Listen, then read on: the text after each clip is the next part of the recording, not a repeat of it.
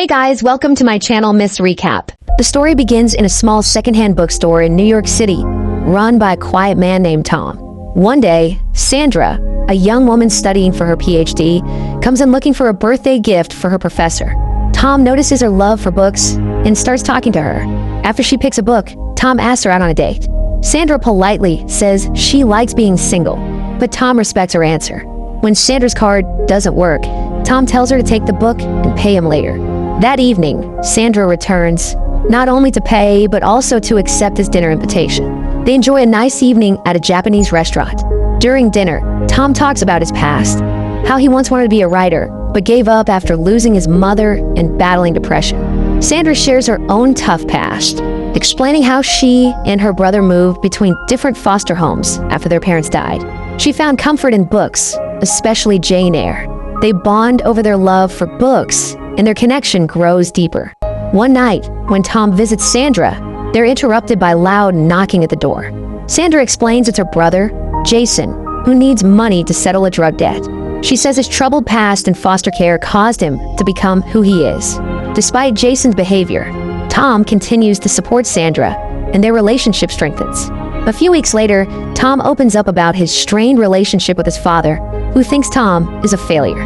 Things seem to be going well until Sandra tells Tom that Jason was attacked by the people he owes money to. They've threatened to return unless they get $350,000 in 4 days. Sandra feels hopeless. Tom then offers to help, saying his father runs a hedge fund and he has access to the money. Sandra is hesitant, but Tom insists, wanting to protect her. She agrees, but promises to pay him back. They plan to meet later so Sandra can give the money to Jason. That evening, Tom waits at the restaurant, but Sandra never shows up. She's gone, and there's no sign of her at her apartment either. Tom is hurt and confused. Then, the movie shifts to Sandra's past. A flashback shows her weeks before meeting Tom, talking to her parole officer at a bar. It turns out Sandra isn't just a book lover. She's a parolee with a serious criminal record. The officer questions her about her job, but Sandra admits she hasn't worked in weeks and has even broken parole terms. Just when it seems like Sandra's going to be arrested, a wealthy man named Max steps in and offers the officer a bribe. The officer turns him down at first, but as Max walks away, she starts to second-guess her decision. Sandra watches as the parole officer calls Max back for a private chat. After a quick discussion, the officer walks away with a smile, wearing the Rolex on her wrist. Sandra, confused, watches her closely. Max then grins and reveals the watch is fake, part of his usual trick. He hands Sandra $1,000 for playing along and finally convinces her to hear his plan. Max offers Sandra a place to stay in his apartment, but she'll have to work with him. The next morning, Sandra wakes up to the smell of breakfast. Max acts friendly, pretending Titanic is one of his favorite movies. In truth, he doesn't watch movies at all. This is all part of a scam they're planning. Max explains that Sandra's job is to charm wealthy men by pretending to be their perfect woman. While she does that, Max will gather information on each target, what they like, what they believe in, and what makes them trust others.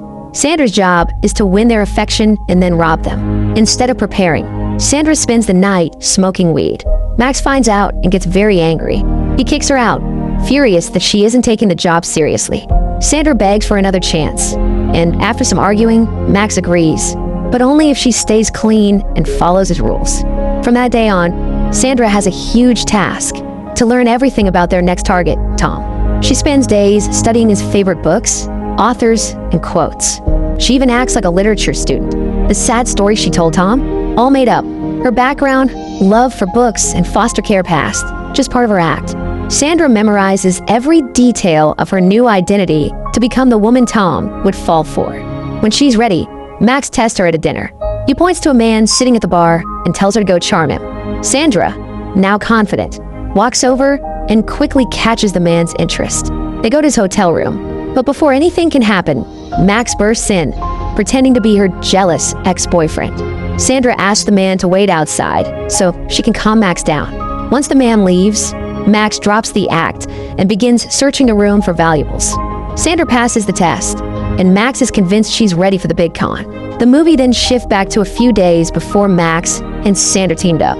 Max visits his mother, Madeline, who now lives in a luxurious apartment with her husband, Richard, a wealthy businessman who adores her. Max enjoys causing trouble, So he mocks Richard's age and pretends to be drunk, creating tension. Eventually, he convinces Madeline to let him stay the night. The next day, things spiral out of control when Madeline and Richard return home to find Max getting arrested for trying to buy drugs from an undercover cop. Richard offers the officer $1,000 to calm the situation, but Madeline quickly realizes it's all a scam. Max set up the entire arrest with a fake cop to steal from Richard. Furious, Madeline slaps Max in front of Richard and throws him out.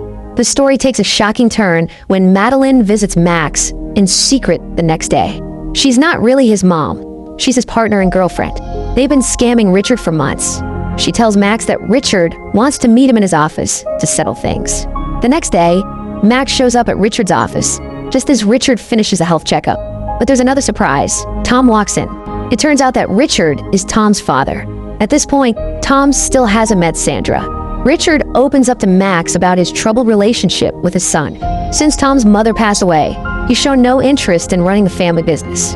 Instead of wealth and power, Tom only asked for something simple, a bookstore. Richard, a business tycoon, feels hurt and disappointed.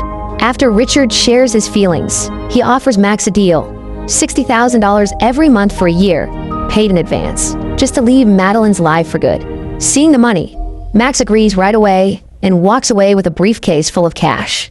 That night, Max celebrates with his usual team, Madeline and the fake cop, at a bar, happy with what seems like the perfect scam. Their plan is to disappear and start fresh somewhere else. But Madeline says she needs to return to her apartment to grab a few things. The next morning, Max calls her, ready to leave.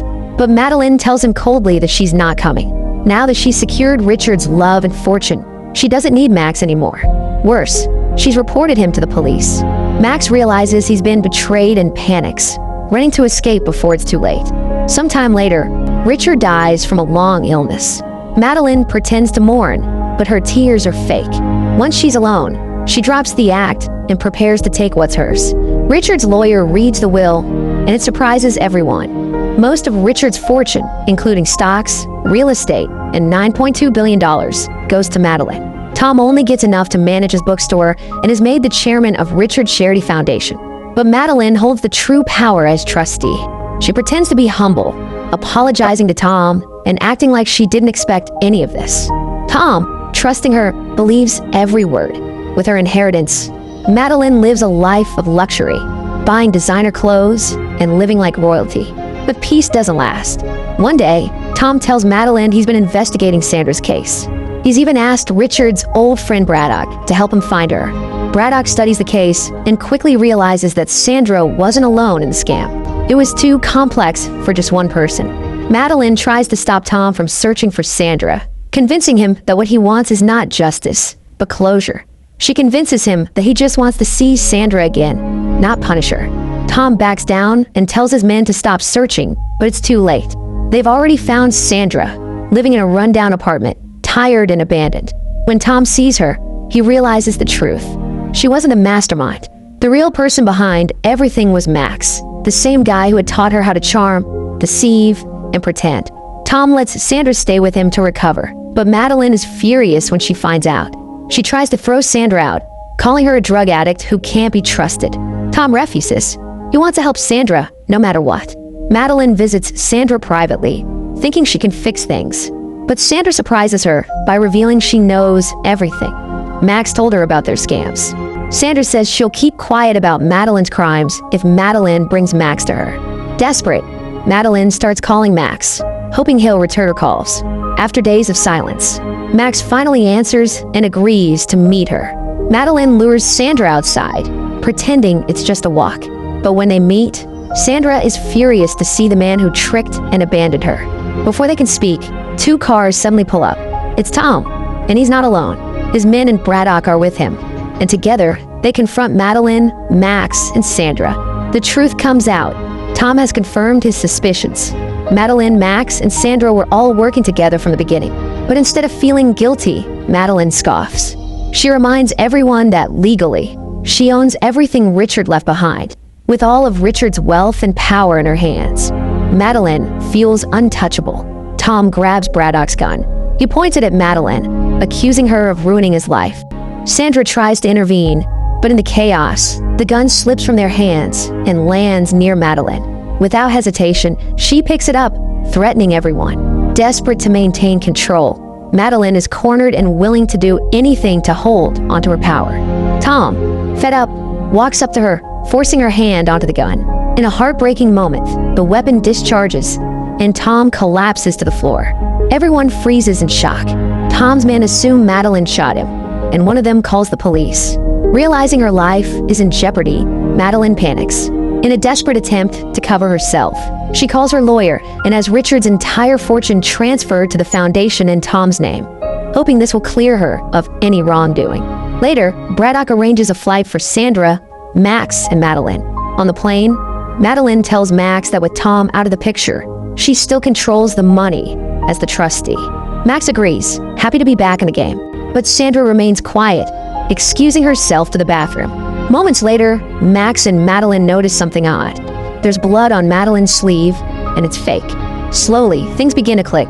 Madeline turns to Max, accusing him of faking Tom's death, but he's just as confused. Then, they realize something even more alarming.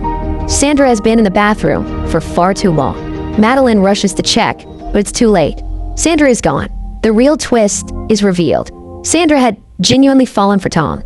After Richard's death, she came clean to him, confessing everything about how Max and Madeline had used her from the start. Tom forgave her and came up with a plan. Together with Braddock and a trusted team, they pulled off their own con, one that outsmarted even the original scammers. Every meeting with Max, every bit of training, every manipulation had been carefully staged.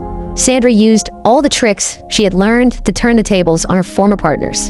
In the end, Tom didn't really die. The control of the foundation and all of Richard's fortune remains in his hands. Madeline and Max, once the masters of deception, were played just as they had played others.